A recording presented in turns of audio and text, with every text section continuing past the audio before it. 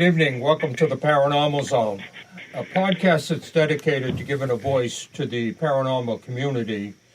We have on witches, we have on UFO folks, we have on mediums and ghost hunters. So if you're out there listening tonight and you have a story you'd like to tell us, feel free to reach us at paranormalnh@yahoo.com. We'd be happy to get you on the air. We have a great show tonight. It's kind of unique for the Paranormal Zone. I'll explain that in a minute. We have two experts coming on that have dealt with alien contacts, UFO sightings, visitations for many years. Our first guest has been in the UFO research field for many years, and he's an expert in his field. We're very glad to have him. Welcome, Fred. Fred, how are you? Good. How are you doing, Bob? I'm doing well, thank you. Our next guest is really unique. I had an opportunity to talk to him for quite a while yesterday, and out of our conversation, he wanted to make sure our listeners know that this is the first podcast he's done. And he's doing this podcast because he wants you, our listeners, to know you're not alone. If you've been abducted or had visitations, or even a sighting for that matter, that he understands what you're going through. So he very bravely has decided to come on and tell us his story. The uniqueness of tonight's program is that you won't hear Tom or myself asking a lot of questions, because this is his narrative and he's going to tell it his way. So we are not going to use correct names, and we're not going to use states or locations. This is to protect our guests' privacy from all kinds of different angles, not just government, but just personal angles. So excuse us for this tonight, but that's what we're going to do. So help me welcome Kevin. Kevin, welcome to the show. Hi, thank you very much. Yeah. Thanks for having me. Yeah, you know, our conversation the other day, I was really impressed because I know that you're doing this, and this is not your comfort zone, but I know you're doing this so that other people will hear the message and understand they're not alone. And I admire that in you. We have resources for people that want to contact the Paranormal Zone at paranormalnh@yahoo.com. We can get your support. We can put you in contact with other people. I'll close the show tonight by telling you how you can get in contact with Kevin or Fred using my email address. So you'll email me and I'll email them. So without further ado, we're going to let Kevin tell his narrative. Okay. Well, again, thank you for having me. I appreciate the opportunity to do this. Well, thank you, sir. I originally had contacted Fred a few months back. I feel like it was a while back. And one of the reasons I contacted him through the organization that he was working for at the time was because I had a frustration had grown in me that I was unsure as to what was going on with me and what the purpose of it was. And I was looking for someone who was doing investigations into this that might have a clue from other people who may have shared their stories, or who knew things from maybe government officials or other researchers about what might be happening, because as you can imagine, it borders on exhilarating, terrifying, and uncomfortable, I guess is a good word to use. Do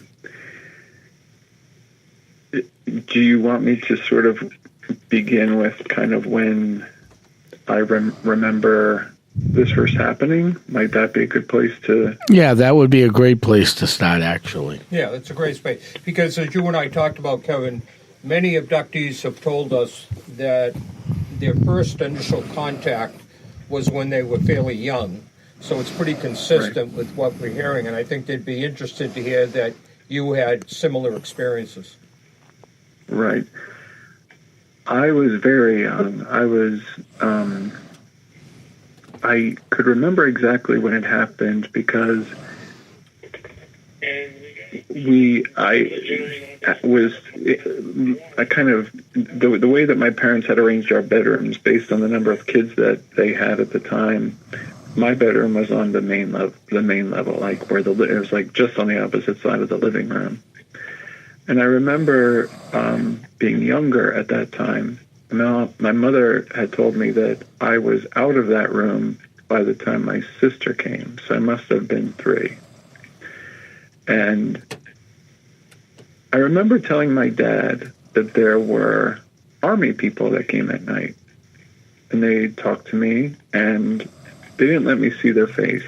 That they kept me, and they wore like little boots. And he was like, "What is this all about?" You know, he was saying like, "What are you talking about? Is this a dream that you're having, or is this like, are you waking up and like, are you mid-dream or like what's happening?"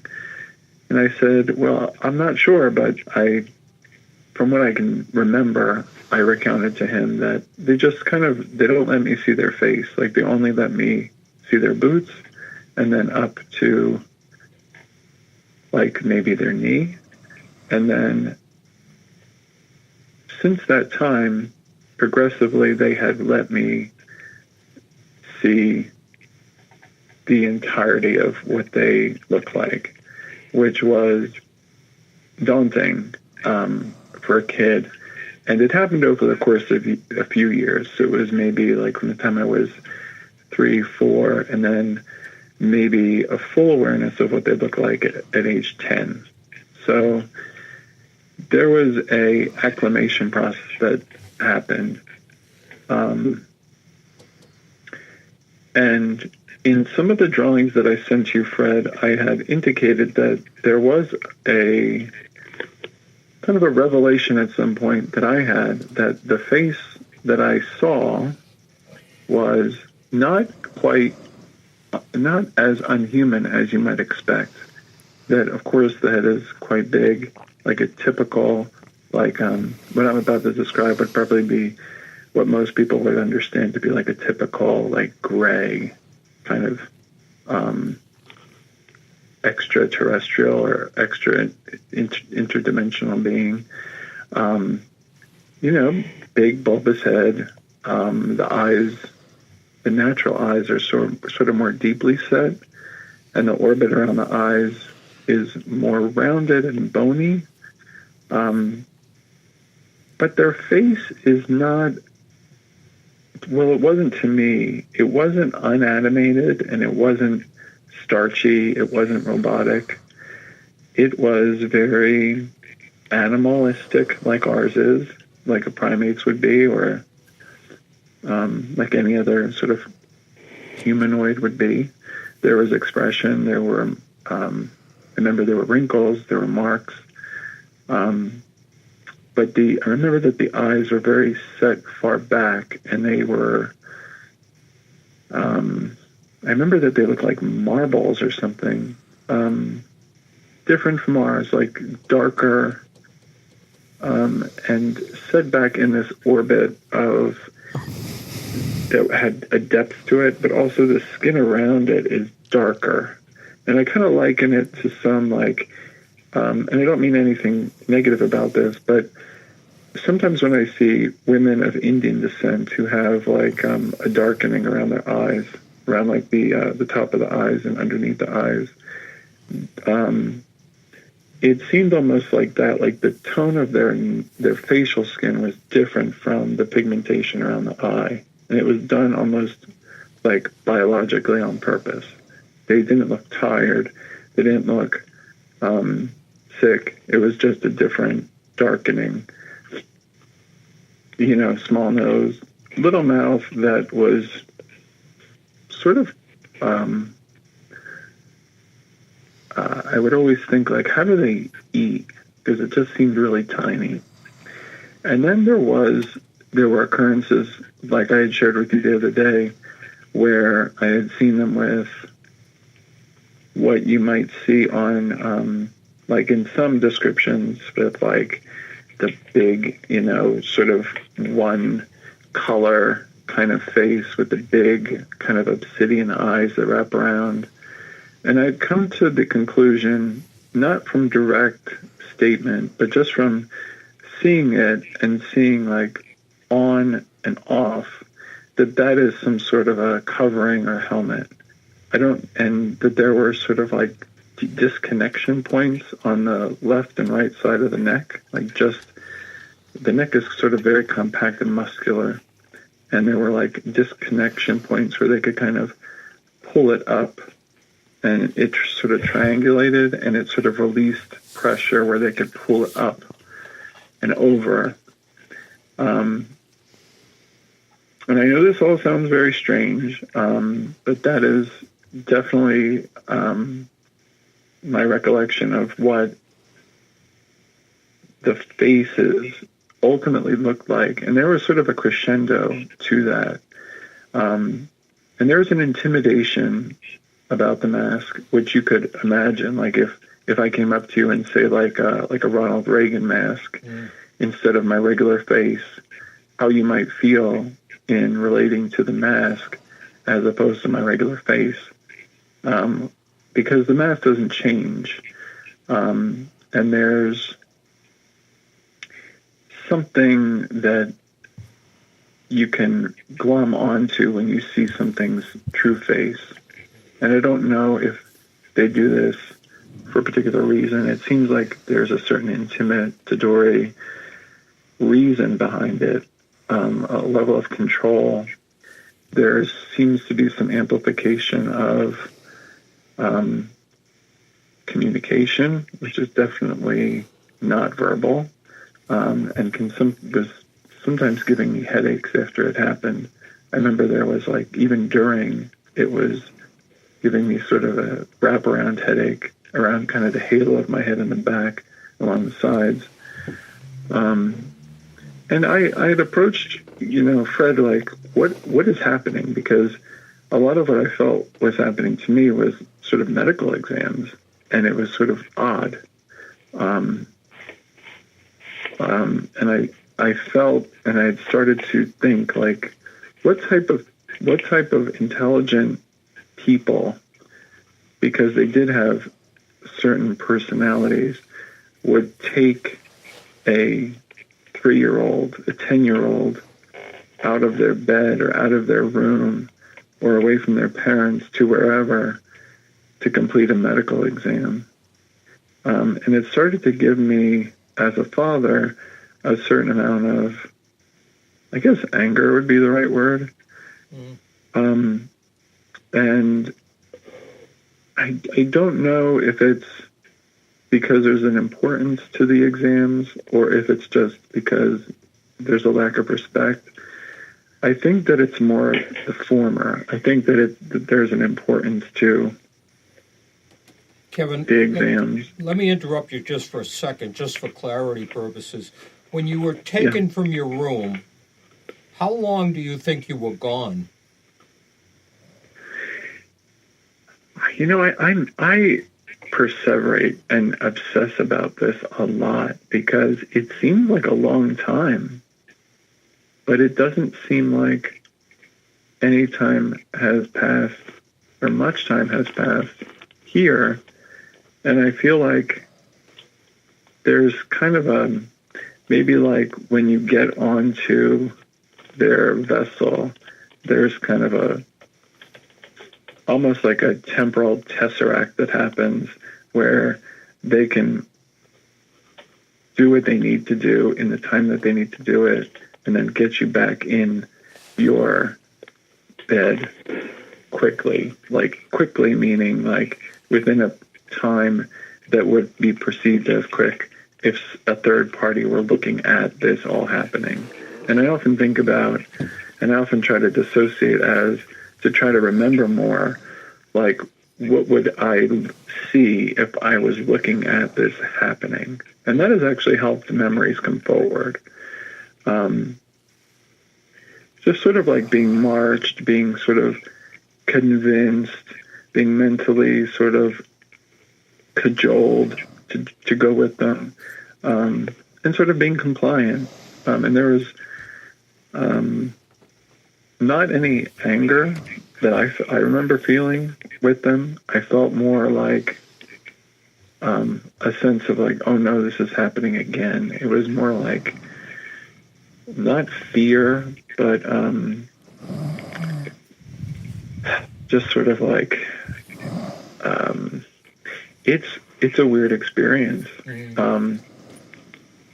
And like even now I feel it, like talking about it, it sort of gets to me, especially since I've been doing like these kind of creating myself as like the third person and watching memories.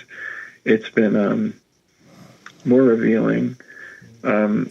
There were times where I had described to you the other day, and I described to Fred at one point, like a sunburn in my private area. And to a boy growing up, it's something that's very difficult to encounter adults about. And it's something that I kept very private for a long time. And I remember showing my dad a little bit of it. Like I remember kind of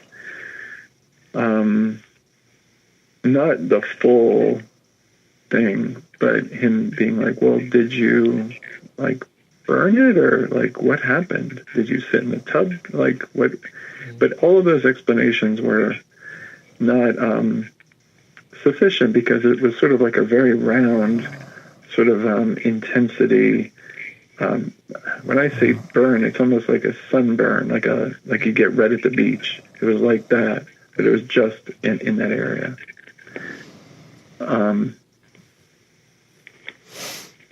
I know this all sounds, and I've struggled with this myself, and my dad has memories of me telling him things that were strange and akin to this. And one day, I think I was maybe 11 or 12, he said, I brought you something, and it was a book, Communion by Whitley Strieber, and on the front, there's that picture. And I'm kind of getting choked up remembering that moment when I picked up the book, and the room that I described before in the house was now my sister's room. She's the only girl in our family, so she had her own room. And I remember going into that room with the book and sitting, like when you first went into the room, there was a couch, and then her bed was like along the other side of the wall. And I sat with the book, and I looked at the face, and I was just so, like, I don't even know what word to describe it, just so taken aback by the fact that I was seeing and understanding that other people had experiences with these figures and could draw it relatively accurately. Like I would have drawn it a bit differently, but I think that what was drawn is sufficient to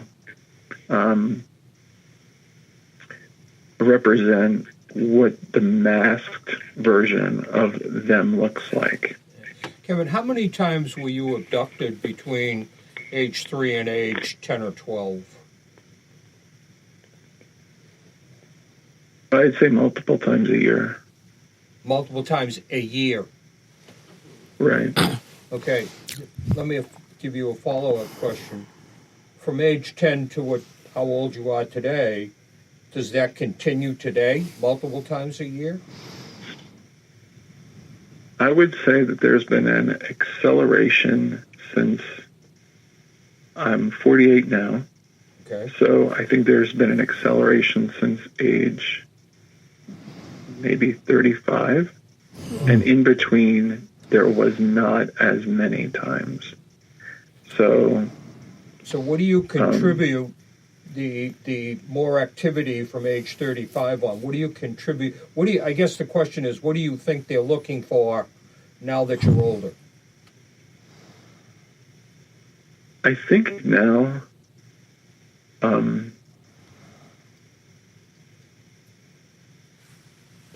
there's certainly a greater familiarity, and there are certainly different things being exhibited to me, whether they're being truly experienced or they're kind of like thought insertions or something. I don't know if they're sort of, like I had described to you in a previous call about being in a situation in I felt like I was in maybe a place like Indiana or Kansas, like a very dry, flat,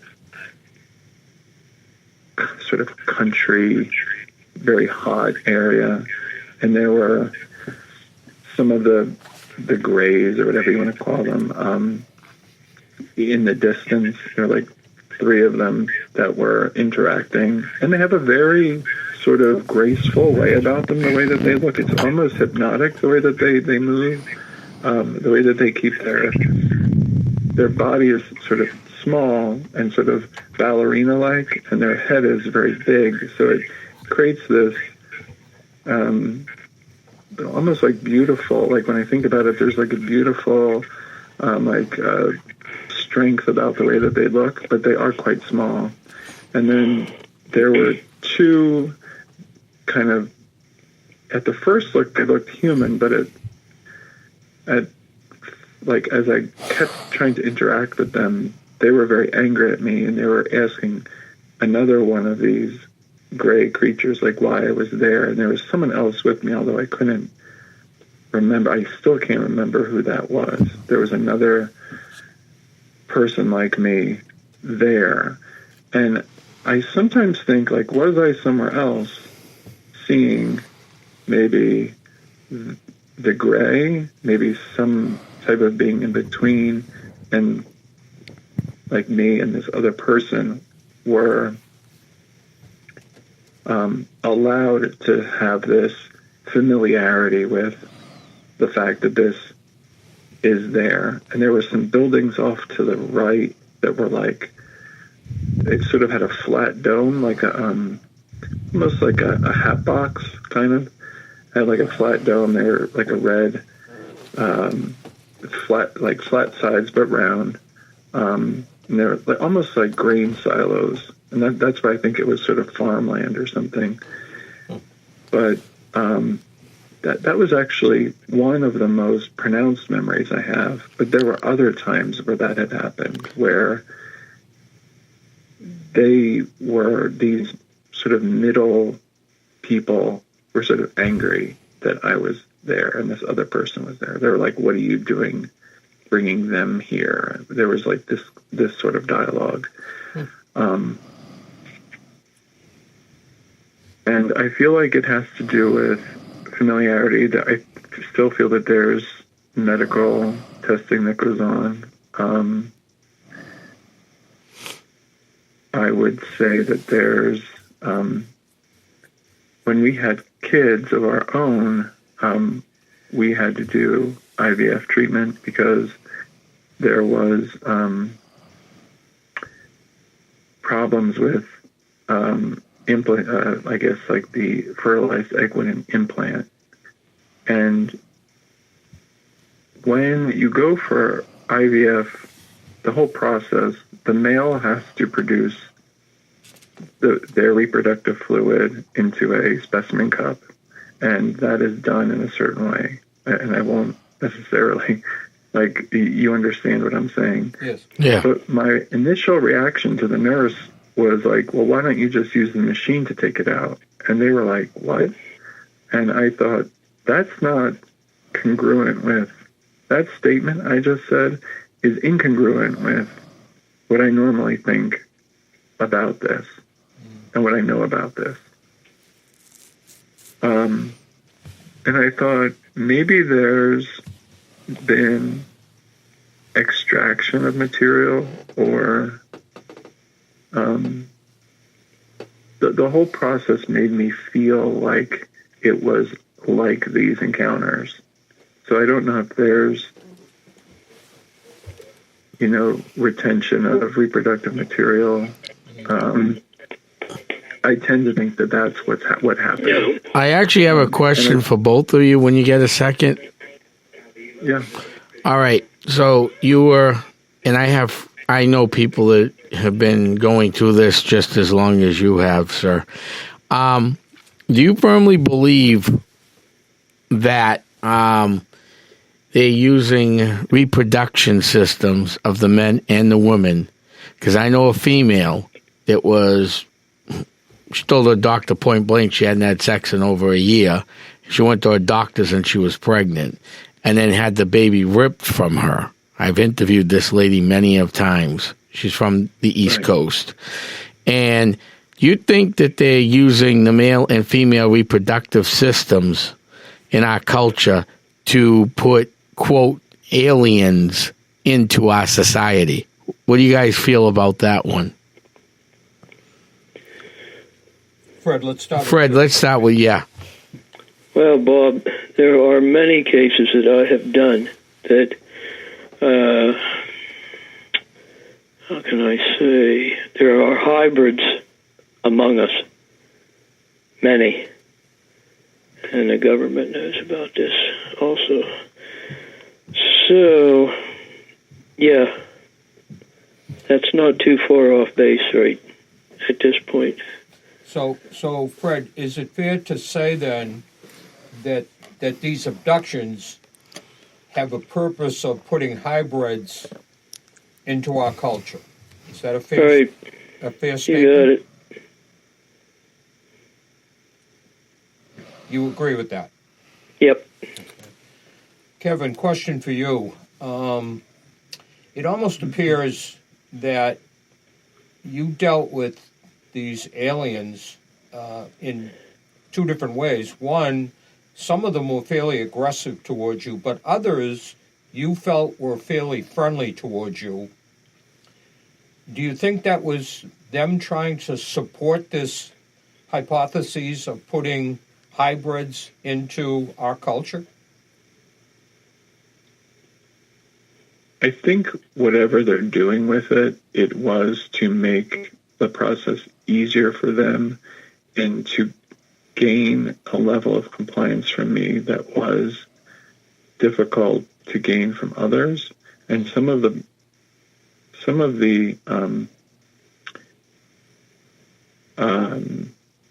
I don't know what you would call it. Some of the mentations they use, or some of the more intense mental urgings, like the processes they use, the installation of pain, is not how they want to do it. They want it to be more compliant. But I once said to Fred when we had a phone call that it almost felt like, in a way, to me, and I know that this word is very sensitive to many people, but it almost felt that there was a level of like rape to it. And I know that that's a very sensitive word to many people, and probably many people listening, but I don't remember really giving consent for this. So I'm thinking, if there's a use of my reproductive material, if there is an extraction of it that I can't remember consenting to, but based on our cultural standards, that's where my anger is, my anger and my frustration and my fleeing to Fred, asking, like, please tell me what's going on, because I can't. It's like you almost like, it's not that I can't live with it. Like, I can definitely live with it. I have lived with it. It's just so frustrating for it to be happening, right, and for it to be like this, where it's intense, and it becomes an intense sexual, like, safety feeling afterward. Now, I definitely do think that there is a use of this material in a scientific way, whether that's hybridizing or strengthening their own species. I don't know. Now, this is for both of you, Fred, and my friend, who I will not use the name, that lives up on the East Coast that I just told you the story about, has actually seen her hybrid son in what we would call the United States. Do you think that they're actually producing these first of all, have you seen what you think might be a hybrid son? And Fred, have you ever heard of these hybrid kids before? Say that again. Hybrid what? My friend calls them hybrid kids. So the one I told you about had the body, the child ripped from her, has actually seen her son. Oh. Do you have you come across that before? No. No. Okay. Fred, question for me would be to Fred. You said that the hybrids are walking among us today, and that kind of tracks to what Kevin's telling us. What kind of numbers, Fred, do you think? I know this is just an opinion, maybe not scientific. How many do you think? Are there hundreds or thousands? I'd say there are hundreds. Hundreds. And the purpose of these hybrids are to reproduce? Well, that I wouldn't know right offhand. It's difficult to know. It's difficult to understand fully. Yeah. Yeah, go ahead, Fred. It's a difficult. Jeez. I would say it was more collective. What can I say here? Information pickup on most people is what they're doing. Okay, I understand that. Kevin, back to your narrative again. Say again. I would say that when you had asked the question about have you seen hybridized people, I think the people that I saw on that sort of farm setting, I think the people like that I call like the in between, they look sort of like them but like us a little bit. They were definitely what I would say if I had to, I would say that they were hybridized in some way, but I don't. They also had a very close relationship and a very nonchalant way of communicating with the small, sort of elegant gray that I feel like I wasn't given a chance to. I felt like we were there and we were looking. It was like observe. The message was like observe, look around, get to know what this kind of being looks like, and don't talk, don't say anything, and then I felt like they were mad that we were there. Whomever this other person was that was with me, I don't remember. I know it was a female, but I don't know who it was. My mother actually had disclosed to me that she had gone through this, had this happen to her as well. Not in terms of like,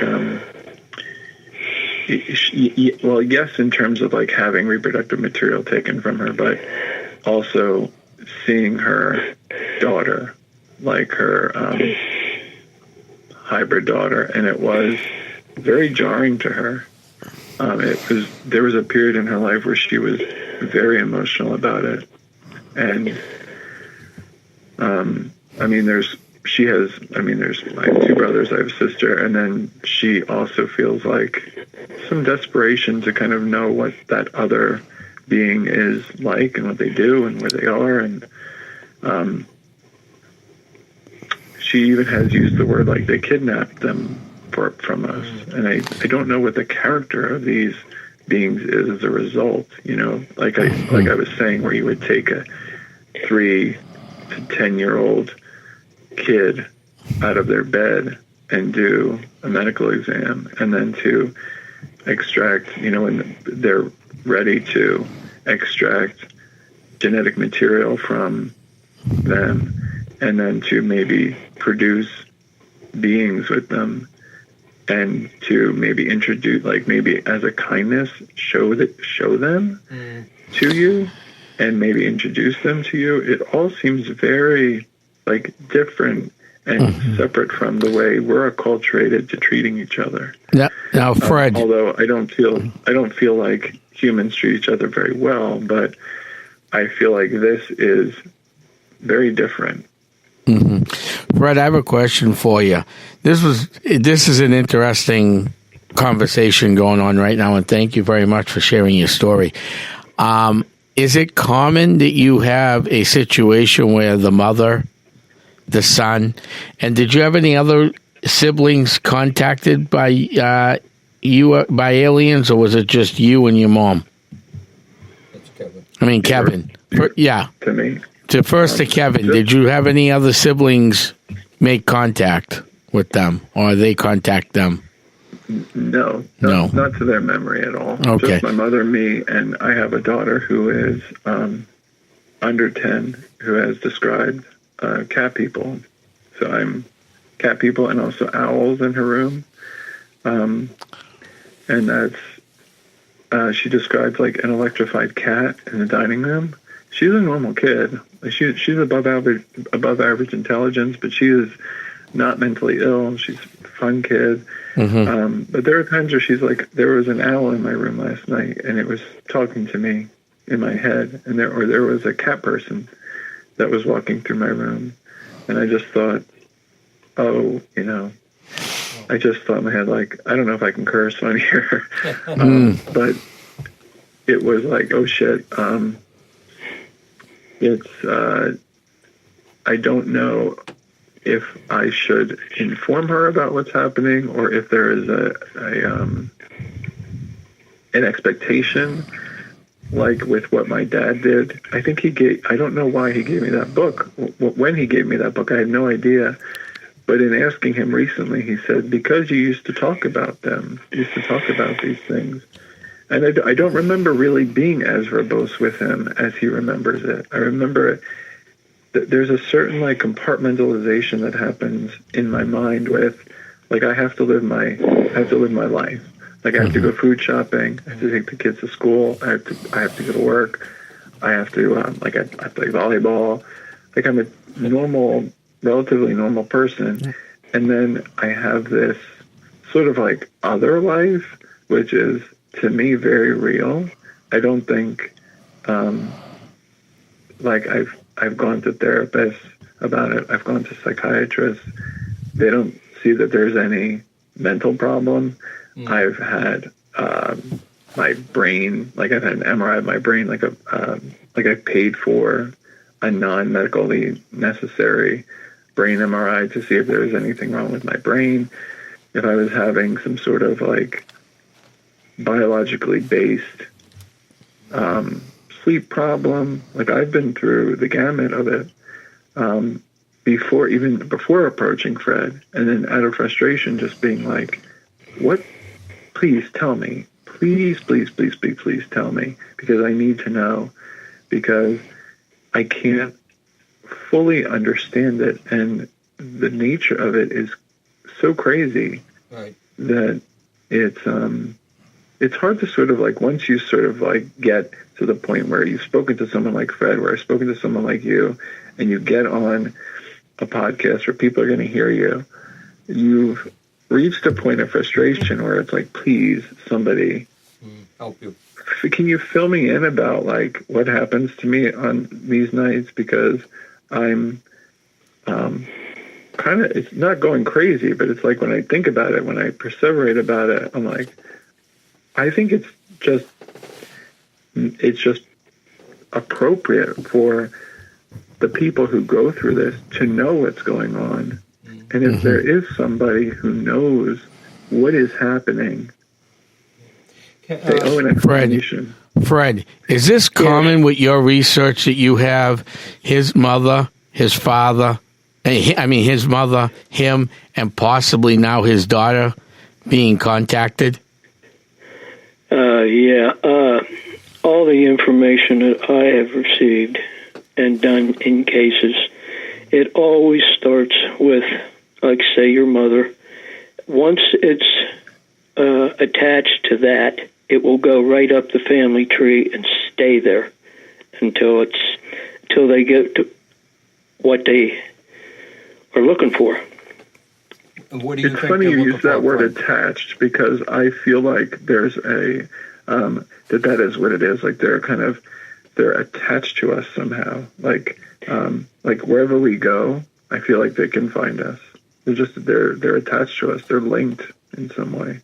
They're linked in some way, whether it be a mind implant or possibly something in you that you don't know that's there. But Right. they're going to keep after you until they get what they want. So again, That's what we've seen. Fred, what's the end game here? What do you think they want? Information about the way we live. Okay. I It seems think to it's me that information they're about very the way interested that we. It just seems to me they're very interested in the reproductive system. And believe me, we've heard this from other abductees along the same lines. So maybe the end game is that they're trying to reproduce their own culture. Is that possible?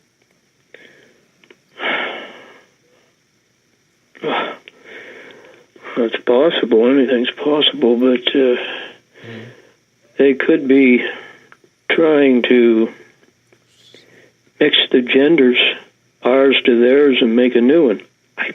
Wow. I'm just guessing here, but No, I know that. I get that. Well, But I mean, that's where you feel. Right. I mean, things in the history, in the late 1690s, 1700s, which is early compared to, ancient times, obviously.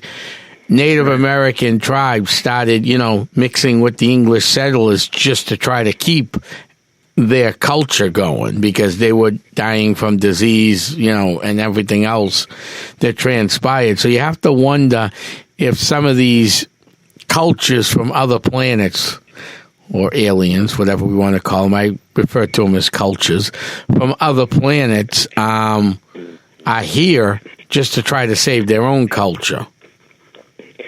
that could very well be.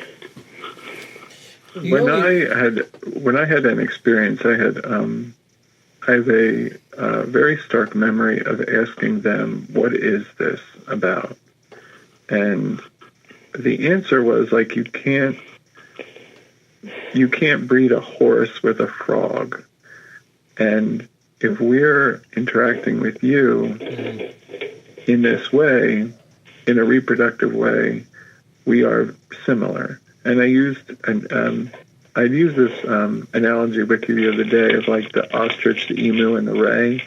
They're like basically the same bird, but they look different because like one was from like North America, one is from South America, and one is from Australia, and or like because the way that the continents drift, they all drifted. They sort of evolved, and they look different, but they're essentially the same. You can mate them, and I always remember that you can't mate across species. Like you can't have like a monkey mate with a frog.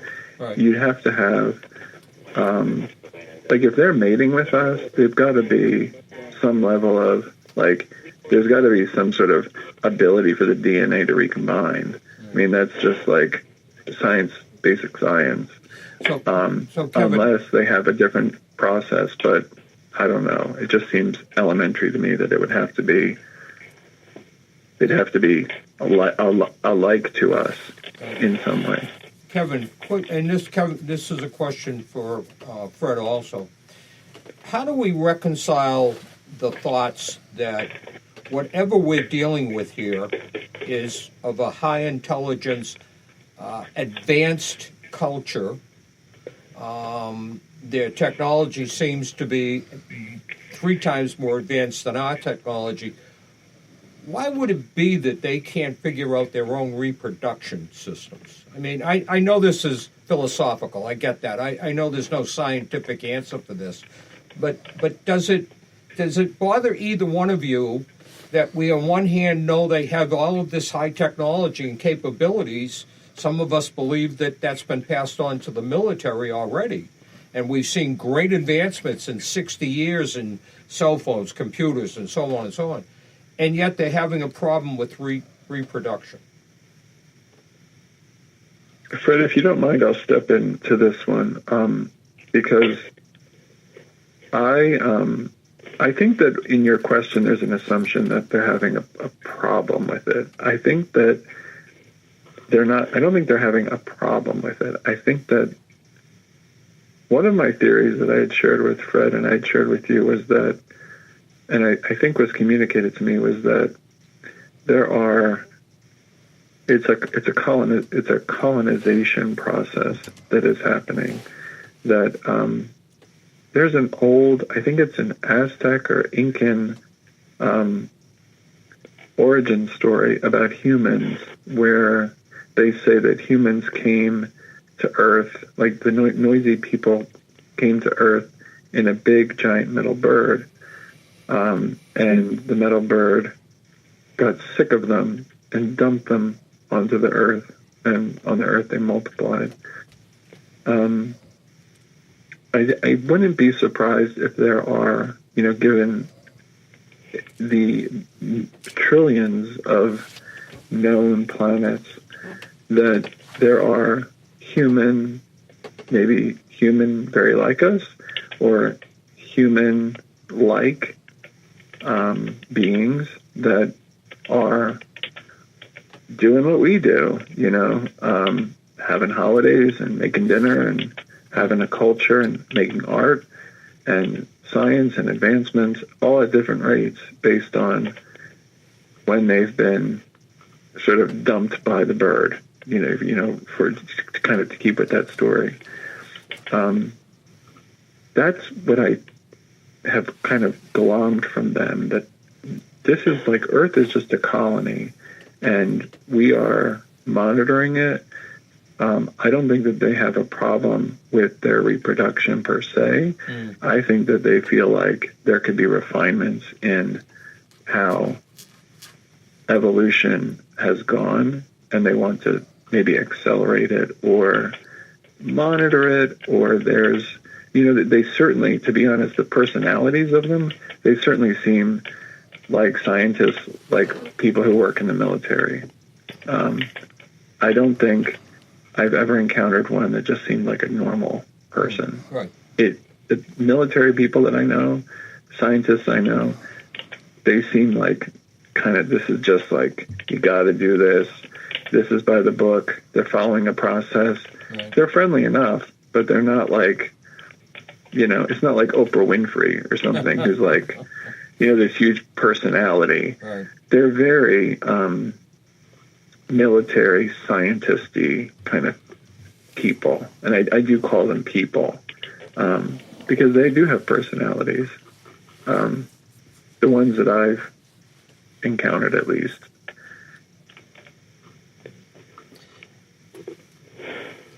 Let me shift gears for a second here and talk about, because I know our listeners are very concerned about this. The people that Tom and I have talked to that have been abducted certainly go through such an emotional state, if you will, over multiple years. And Kevin, you talked about visiting a psychiatrist and visiting a psychologist and so forth. How do you deal with this on a day-to-day basis, along with raising a beautiful family like you have? I mean, it has to just be so stressful for you at times. I compartmentalize it. Like with any other trauma, you compartmentalize it. And I feel like, I was talking to Fred about this, that there's kind of like, I don't know when they're coming, but I know when they're close. Because there's like a certain feeling I get. There's a certain buzz I sort of hear, not like a real vibrational buzz, but sort of like in my head, Like, I know they're around. I know that there have definitely been times where I've tried to induce in visitations because I've wanted to ask questions. Like, we're kind of at that level. Not that they've always happened, but like there are times where I've gone out to my pool at night by myself. I don't use drugs or alcohol. Like, I'm not taking hallucinogens. I don't try to induce it like that. I was just trying to induce it by being alone, and being outside, or, looking at the stars, or seeing if, like, the people that I've spoken to, like, I've talked about seeing orbs, like orange and blue orbs outside. The boomerang ship is probably the one that I'm most familiar with. Kind of like seeing it and then like being on it, but not knowing how I got up to it, or not remembering how I get on it.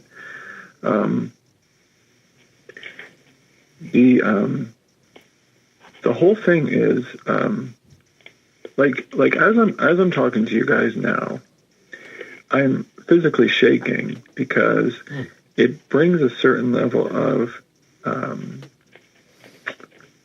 like when you try to merge these two sides of yourself, it creates a vibration, a very uncomfortable. I've been very reticent to talk to people about it, even people who've seemed open to it. I've in the sessions with like a psychiatrist or psychologist, it isn't the first thing I bring up. I usually bring up my history, and then I'll bring this up, and then they kind of have wanted to know different things about it that, and they could see, I think that they can see, and they've certainly communicated to me that they can see and kind of sense that at least I believe it's true, because it's, there's a physical reaction that I get, like you can't see over the phone. Like if this was like a Zoom call, or we were on like a podcast that was videotaped, you probably see like my eyes are watery. I'm shaking a little bit. It's not terrifying. It's just you have to kind of compartmentalize. Right. And when that wall comes down and you are sort of letting kind of the mashed potatoes hit the gravy on the plate, it's like it creates a certain amount of uncomfortability. Yeah. Like when the worlds collide. My friend used to say, like, when worlds collide, it creates a certain amount of tension. And I would say that it's not fear, it's not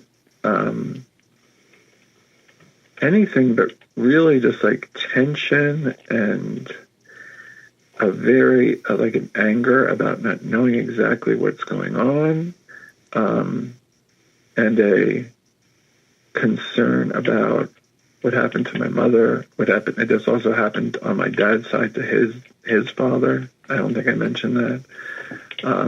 So from in my history, I have my dad's father, my mother, my own mother, and now what I believe starting to happen to my daughter.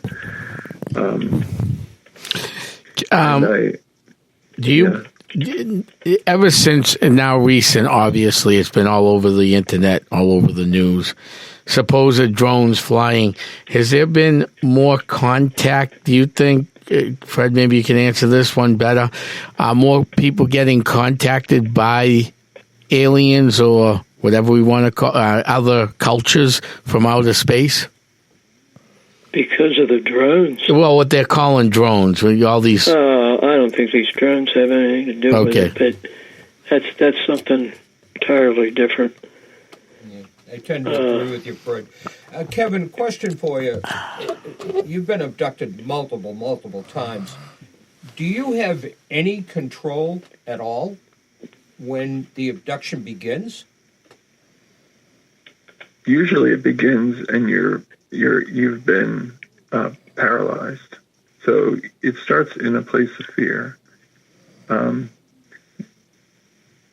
There is usually I can use my face, like I can move my eyes, and I can sort of tilt my head directionally to sort of hear, or and then I feel like, and this is not, and I want to stress to you, this is not only when I'm in bed. The majority of these things have happened when I'm not asleep or when I'm not waking up into it. So if I'm alone and I'm feeling like it's hard to explain, like you sort of know it's going to happen. Right. You know it's coming. And then you sort of all of a sudden there's this like, it's sort of like a dog gets put on a collar. It's like that's kind of what it feels like. It's like they're sort of like controlling me now, or I get so tense that they're around that I tense up. But there have certainly been times where I felt like I can move.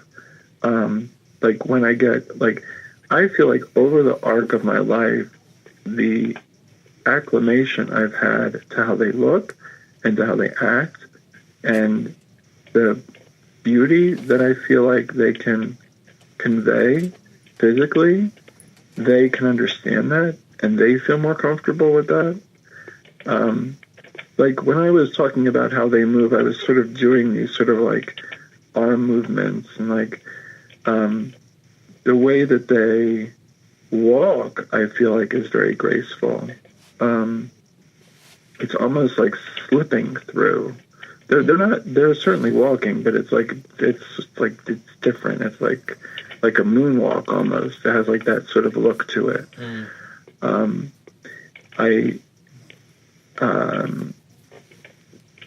But it does always start with that paralysis, no matter what, and then it will go into different levels of me being aware or sedated or unaware of what's going on, and then I pop out of it, and then I'll like remember it just happened.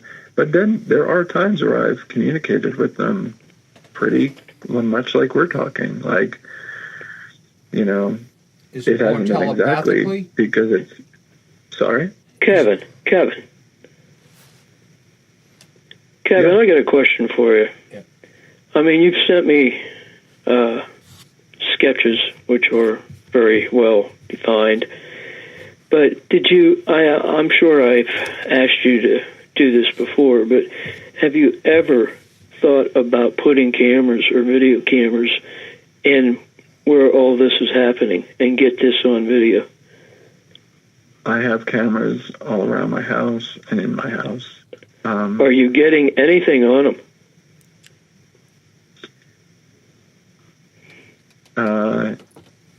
No. That is, No. Do they no, go down when this happens? They know that they're there, for sure. They know. So they're hitting you, say, in an angle area that the cameras can't pick up. Or they have the technology to turn those cameras off while they're there. Same deal, yeah. Yeah. You know, the other follow-up maybe. question to this, Kevin, not putting you on the spot, but if you're abducted from your home, does your spouse or children recognize you're gone? No, never. Like I said, there's a sort of like a temporal, like a, what I understand is like a tesseract effect, like is like a building that looks much smaller from the outside than the inside. I would say that the craft are like that, but also the way that time moves is like that. Right. That it seems like there's a breath of time that exists in the craft that is longer than the time that one would perceive me to be gone. And that's a very strange, like I feel it now, like as I'm talking about it, like when it ends, it's sort of nauseating. It's like, to come out of that, it's sort of like you're sort of in this world, but you're like out, somehow it's like, the whole way it connects to them, Right. the whole way it connects to that situation is separated. It's weird. It gives you this like really weird nauseated feeling afterward. Kevin, we're coming and- up to 1 minute before video here. I would really appreciate, on behalf of Tom and myself, we can't thank you both for coming on this evening. We certainly understand the emotional factor that both of you have put into this. And we'd like to invite you back for a second segment sometime after the first of the year. But I also want to comment on, Kevin, are you part of any support group? No, Fred had recommended that I look some up, and I will, because after doing this, I feel like all the emotions I'm feeling now, like I feel nauseous, I have like tears in my eyes, I'm tremorous, like I feel like I do need definitely some emotional support that I'm not getting. Well, we I appreciate. actually can't believe that I can't believe that I've gotten the courage to speak out. So That's the I'm step. patting That's myself step on the one, and you back did for, a like, great taking job. this step. Yeah, we appreciate Yeah, you doing this, and believe me, this doesn't go unnoticed in that you're helping lots and lots of people. This podcast reaches out on an international scale, certainly in London and Australia. We've reached, over the pond, as Tom likes to say. So there are people listening to this tonight that are going to come forward, and we hope, and I know, Kevin, this was your intent in the beginning, and Fred too, is to help other people that are in the same boat you're in. And I hope, Yeah. I want to go through again how to reach Kevin, or Fred for that matter, is to come through paranormalnh@yahoo.com. And the reason for that is so that I can filter through to Kevin and Fred pertinent questions, because what we don't want to do is just have a bunch of questions thrown at these guys. They've been through enough. So we need to have pertinent questions, and hopefully, Kevin, we have people that want to reach out to you, and that's obviously your choice. If you choose to do that, we understand that. On behalf of Tom and myself, we I'd want be to thank happy you. to. Yeah. We want to thank you so much for coming on. This has been just an unbelievable broadcast, and I admire your courage, both of you, for coming forward. This is the first step in hopefully a healing process too. So thank you so much for coming on. We're going to have Thank on you, again. guys. And thank I you too, agree. Bob. Yeah. Thank you very Tom, you much, want to guys. close? Yeah, well, so I want to thank these guys for coming on tonight. It was a great episode. Thanks, Bob, for being in studio tonight. So I want to thank everybody for tuning in tonight. Thank everybody from England, Scotland, across the Great Pond, Canada, Alaska, and the United States. So we want to thank you all. We'll be signing off. I'm heading back to the crypt. Good night, everybody. Good night, everybody. Thank you. Night. Good night. Be well.